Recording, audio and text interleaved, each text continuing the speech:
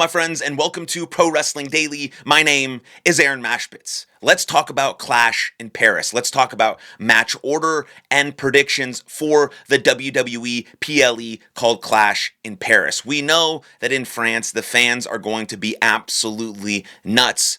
The France fans of WWE are some of the best WWE fans in the world, arguably the best. And so this show, Clash in Paris, is just going to be electric from start to finish, just based on the fans chanting the music and being involved and being in it. And so if the fans aren't involved and they aren't electric, then we know the actual show wasn't very good. But looking at the match order and match predictions and people on the card, you would assume that this is going to be one of the best in terms of intensity, in terms of electricity, in terms of just pure emotion shows of the year from WWE. Clash in Paris. Here we go.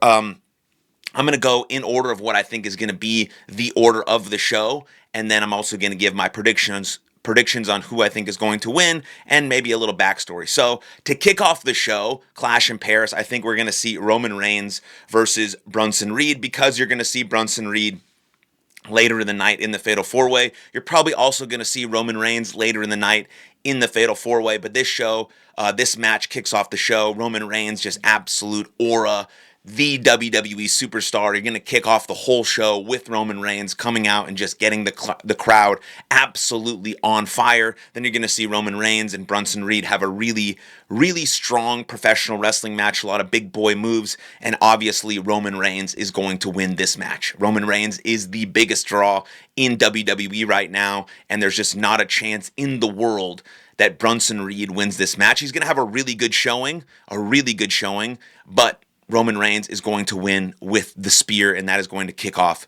the show. Next, you're going to go into the Sheamus versus Rusev match, which is also going to be a very heavy-hitting, big boy style sort of slobber knocker of a match, and I think Rusev is going to win this match. Rusev comes back to WWE after being in AEW for a while. I like what he's got going on. He looks great. He has great intensity in the ring. Him and Sheamus have unbelievable chemistry when it comes to being in a professional wrestling ring, and Sheamus and Rusev could potentially fight forever, but I think we're going to see Rusev win this match and then start to move on to a different feud, potentially for a championship, potentially in the main event scene, but you're going to see Rusev win this match. And then you go on to our first title match of the night. I think the third match of the night is going to be the Women's Intercontinental Championship match between Becky Lynch, who is the champion, and Nikki Bella, who is the WWE Hall of Famer. Becky Lynch is not going to lose this match. She's not going to lose her Intercontinental Championship, but you are going to see a really solid professional wrestling match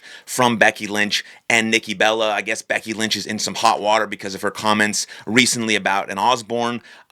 Whatever it is, what it is. Nikki Bella is coming back just to come back. I don't really know why she's back in WWE. There's a lot of other WWE superstars who I would put in this place. Bayley's doing some really good work with her hearing voices in her head. Obviously, we know Lyra and Becky have had some amazing matches. I would rather see Lyra in this spot than Nikki Bella, but we're getting Becky Lynch versus Nikki Bella as the only women's match on the card in Clash in Paris. And I think this is going to be a really strong professional wrestling match. Becky Lynch is doing some of the best work of her career as Intercontinental Champion and making the Intercontinental Championship very noteworthy and prestigious because of the work she's doing and the matches she's had with Bayley and Lyra. And so I think Becky Lynch is definitely going to retain this championship, and she's going to be Intercontinental Champion probably for a while. Then we move on to what could potentially be the main event of the night. This match and the main event could be interchangeable, but then you go to John Cena versus Logan Paul.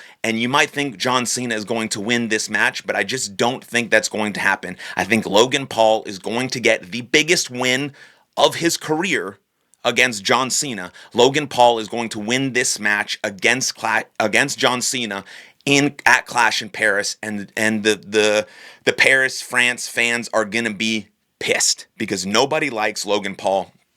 Logan Paul is your typical heel. He's hated. He's really hated. He gets booed out of the building. He's not a bad professional wrestler. He's very athletic. I think John Cena can carry him to a great professional wrestling match, and you're going to see Logan Paul beat John Cena in the middle of the ring. Yes, there's going to be cheating. Yes, there's probably going to be some sort of extracurricular stuff that happens, but John Cena is not going to pin Logan Paul. Logan Paul is going to pin John Cena. Then you move on to our last two matches, which are championship matches. You're going to see the WWE Tag Team Championship match. You're going to see the Wyatt Six versus the Street Profits. I really can't stand the Wyatt Six. I know it's an homage to Bray Wyatt, and his 2-year passing anniversary was just a couple days ago, and God bless him, and prayers to his family and all of that. And it's awesome they're keeping the Wyatt family name going and the legacy going, but they don't get a ton of reactions. They're not very good at what they do, and I just don't see it having a lot of steam. But I don't think they're going to lose this match. The Street Profits are fucking incredible. The Street Profits are awesome. They should be tag team champions, or the Motor City Machine Guns, or DIY. Like, any of those teams should be the tag team champions, not the Wyatt Six. But WWE has invested a lot of time and energy and effort into the Wyatts, and so they're really trying to make it work. It's just not working. All of those characters in that faction could go and move a different direction, or they're going to be let go. And so WWE maybe doesn't want to let them go because of the legacy of Bray Wyatt. And so they're really, really pushing this thing, which I just don't think is hitting. It's not working. They're not going to have the Street Profits win. They're just not. The Wyatt Six are going to win, and they're going to hold the tag team titles for a while until maybe someone takes them off of them. I would love for the Street Profits to win. That would be awesome. And then the Street Profits can feud with Motor City Machine Guns, or Andrade and his partner, or with DIY. Like, really, really good professional wrestling matches can come out of that. But I just have this feeling that the Wyatt Six are going to continue being champions. And then we move on to the main event of the evening, which is the Fatal 4-Way for the World Heavyweight Championship. And you have Seth Rollins versus CM Punk versus LA Knight versus Jey Uso. Seth Rollins is going to retain his World Heavyweight Championship in this match in Clash in Paris, and this is the last time you're going to see LA Knight and Jey Uso battle for the World Heavyweight Championship while Seth Rollins is champion. This is going to branch off into a Seth Rollins versus CM Punk sort of solo feud for the World Heavyweight Championship, which could potentially extend all the way out into WrestleMania. WrestleMania 42 could be where we finally see CM Punk beat Seth Rollins for the World Heavyweight Championship, and then CM Punk has a very long sort of tenured reign as champion because he had this sort of 5-minute reign. Rollins steals the title away from him, and then you can see CM Punk actually be the champion after WrestleMania 42, maybe all the way into WrestleMania 43, but this is going to be the last time you see LA Knight and Jey Uso challenge for this championship. They're going to be sort of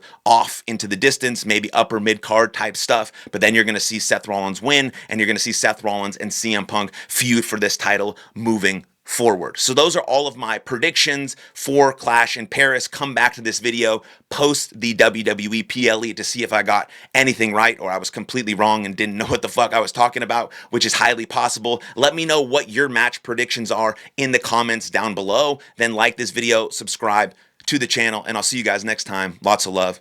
Cheers.